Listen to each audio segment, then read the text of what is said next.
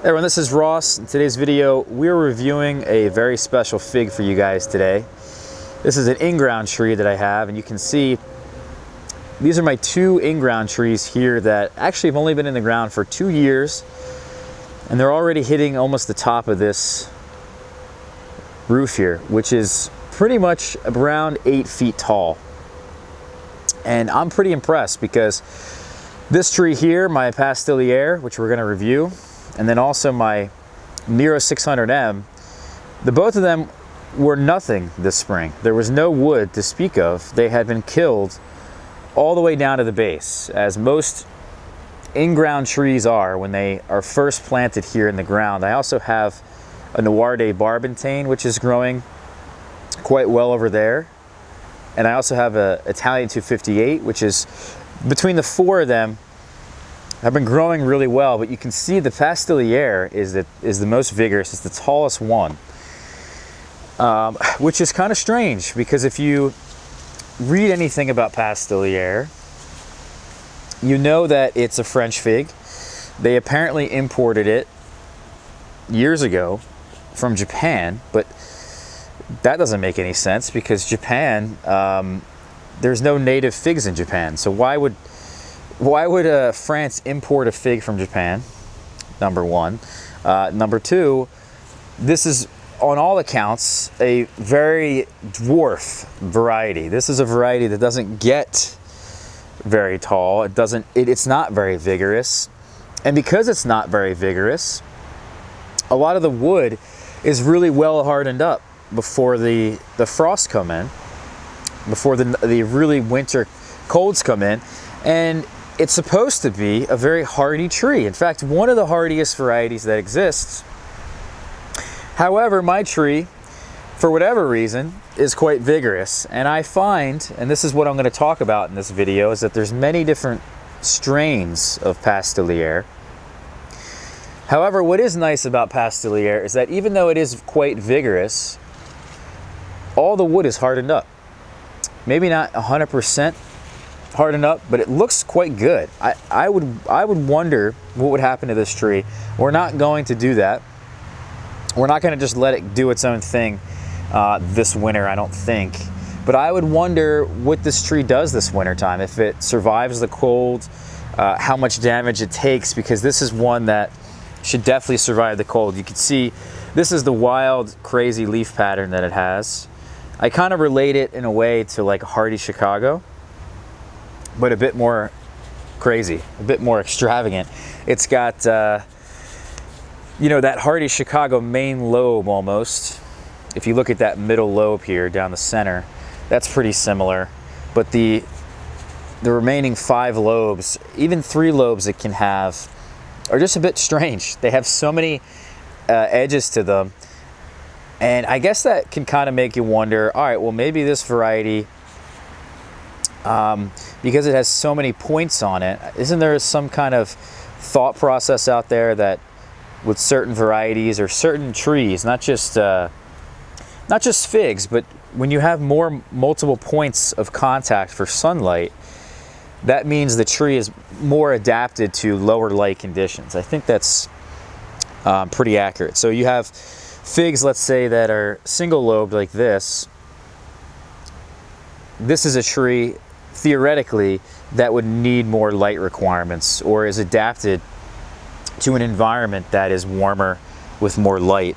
It doesn't need to bring in nearly as much light. It doesn't need to absorb as much light through photosynthesis because it has these single lobe leaves. But if it has these more points of contact on the leaf, then it's adapted over time to bring in more light.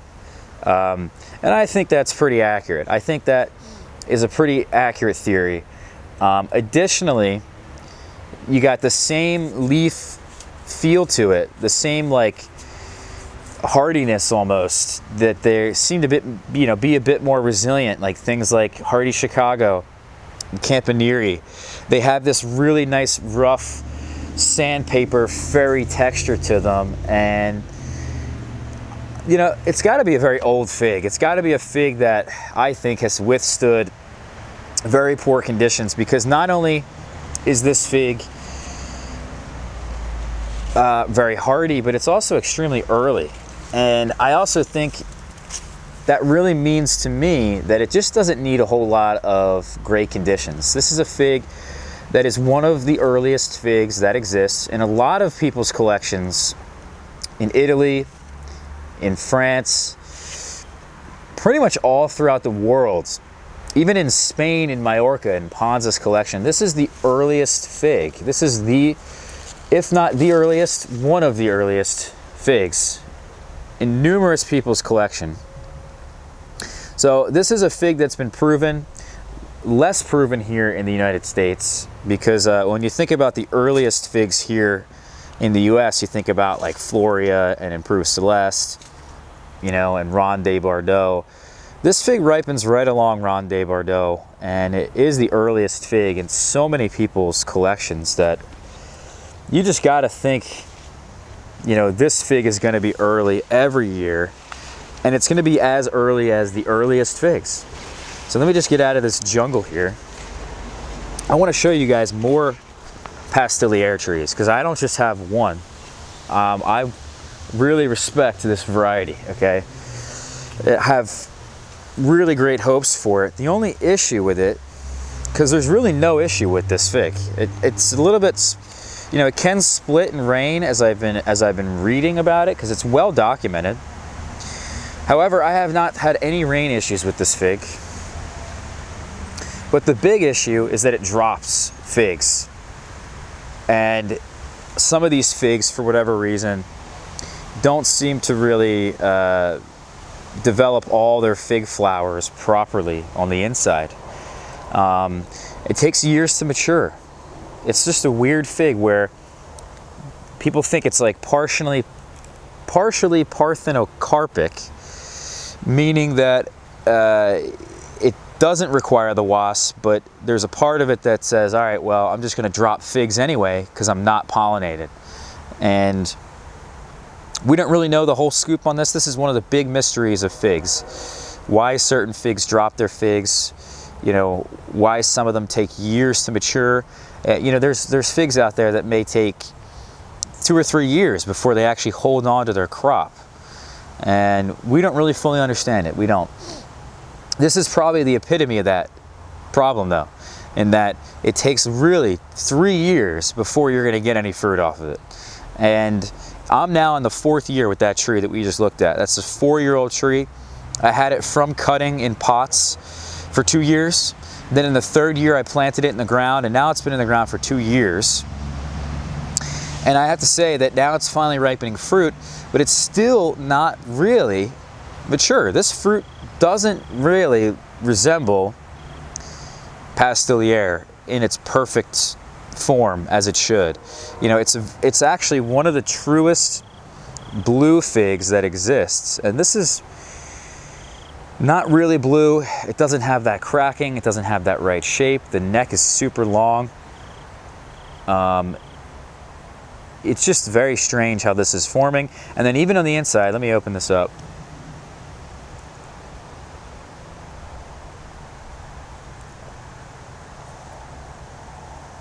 I guess not on this particular one. However, sometimes at the bottom here, the bottom of the fig by the eye, there'll be some white fig flowers that didn't really fully develop. And that's not happening in this one. Maybe my tree is maturing a bit here. But it's incredibly tasty. So, I guess in a nutshell, it's the earliest, one of the earliest varieties. I think it's quite rain resistant. It's one of the hardiest varieties, and it's also very tasty. In fact, really the only thing wrong with it is that you need to wait a few years for it to ripen a crop, which, if you really think about it, that's kind of the case with a lot of these trees anyway, is that the first 2 or 3 years, they don't really do a whole lot in terms of fruiting. It's really in that 3rd or 4th year that they actually produce well. So might as well just put one of these in the ground and let it mature, and you're going to have a lot of fruit. You know, why kill yourself with this? In fact, Paolo Maloney, the leading expert with Italian varieties, who has a large collection, huge genetic diversity in his property in Italy. He said at one point, if you can only have one fig, this would be it, Pastiliere. And I obviously can see why. It's just really good. It's beautiful. It's reliable. Everything about it is wonderful. So let me show you guys now. I have a couple Pastiliere trees from different sources, all right? So this is one from,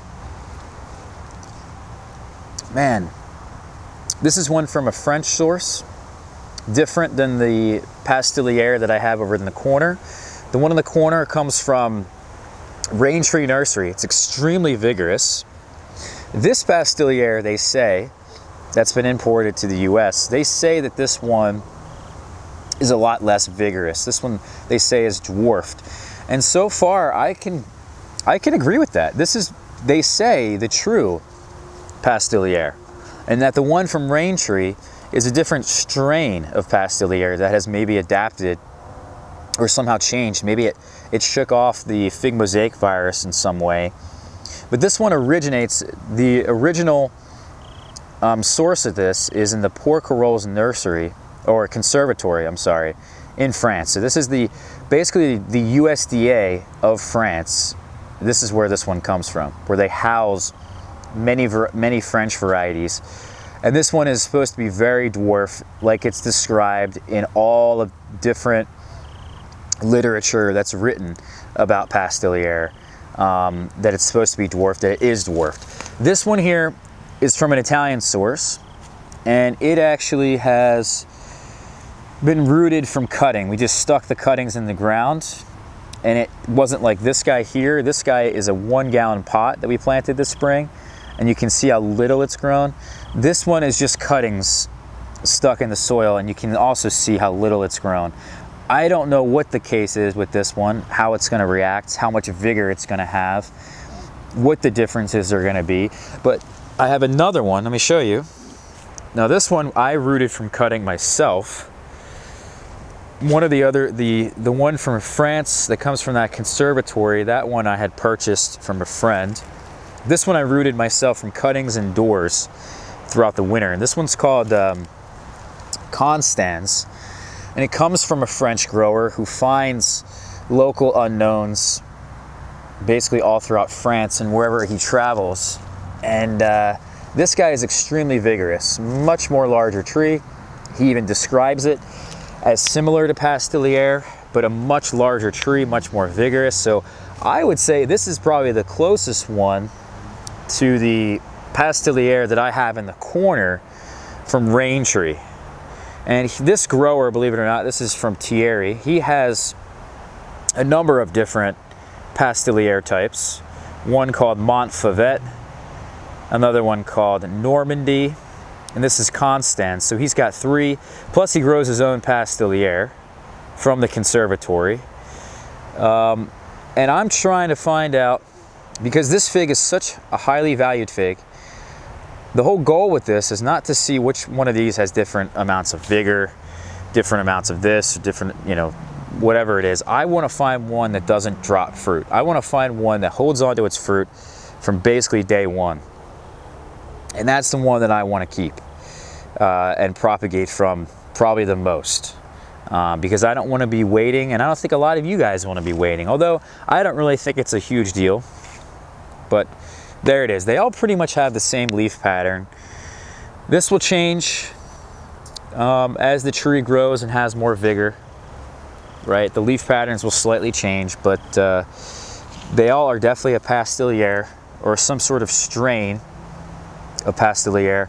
Here's an air layer that we took off of the Rain Tree version, and we just stuck this one in the ground about a couple weeks ago.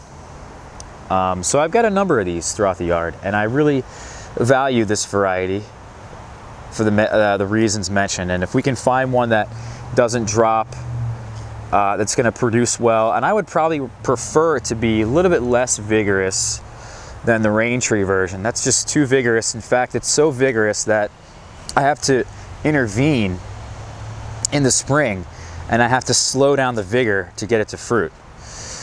So it'll maybe dig itself in. It'll slow down at some point here.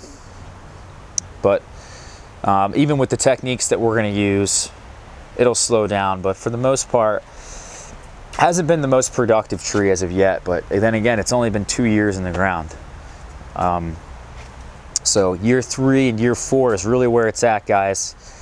Stay tuned for that. We'll catch you guys later. We'll keep you updated on these varieties and how they perform, and which one that I really like. Hopefully one doesn't drop or drops significantly less. And we'll catch you all soon, all right? Take care, guys. See you for tomorrow's video.